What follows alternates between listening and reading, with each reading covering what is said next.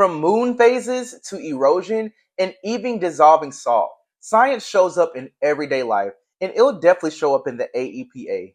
Hi, I'm Marshall Rivers, and I am a certified teacher with over 6 years of experience and a test prep expert with study.com. Today, we're diving into the science section of the AEPA Elementary Education Subtest 2, test code 103.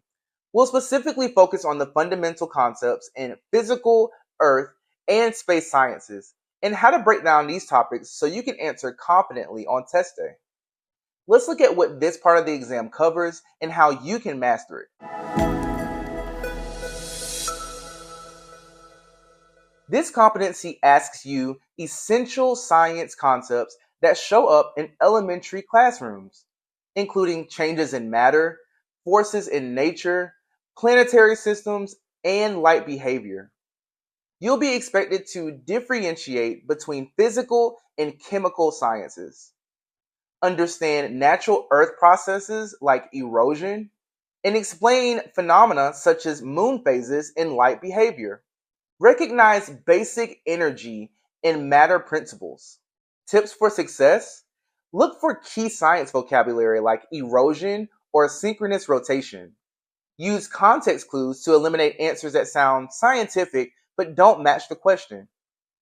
Connect concepts to real-world experiences.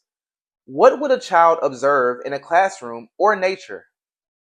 Now that you've got an overview, let's walk through some real AEPA-style questions and talk through the logic behind each answer. Are you ready to get into some science? Let's look at some sample questions. Let's get into the first question. Which of the following is an example of erosion? Is it A, a rock breaking apart into smaller pieces? B, soil being carried away by wind? C, lava cooling to form new rock? Or D, a plant growing through a crack in a rock? The correct answer is B, soil being carried away by wind. Erosion means something is being moved by wind, water, or ice. In this case, wind is physically carrying away soil. That's erosion. Why not the others? Well, A, a rock breaking apart into smaller pieces, is weathering. That's breaking, not moving. C, lava cooling to form new rock is all about rock formation. And then D, a plant growing through a crack in a rock is plant growth, not erosion. Question number 2. Which of the following is an example of a physical change? Is it A, dissolving salt in water, B, burning paper, C, rusting of iron, or D, baking a cake? The correct answer is A, dissolving salt in water. A physical change keeps the same chemical makeup. Salt in water looks different, but chemically, it's still salt and water. The other answers are incorrect because they all have something in common. B, burning, C, rusting, and D, baking are all chemical changes. The materials are altered permanently. So none of those would be the correct answer. Question number 3. Which of the following explains why we always see the same side of the moon from Earth?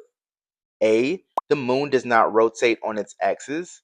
B, Earth's gravity prevents the moon from spinning. C, the moon rotates once for every revolution around Earth. Or D, the moon orbits the Earth faster than it spins. The correct answer is C. The moon rotates once for every revolution around Earth. This is called synchronous rotation.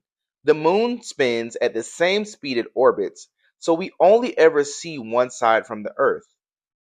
Why not the rest of the answers? Well, A is false. The moon does rotate.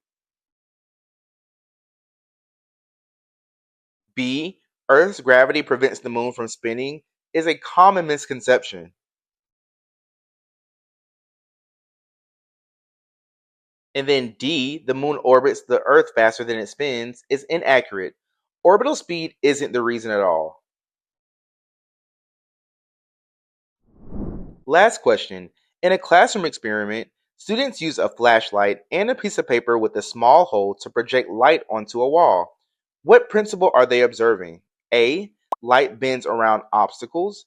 B. Light is absorbed by opaque materials. C. Light reflects off all surfaces. Or D. Light travels in straight lines.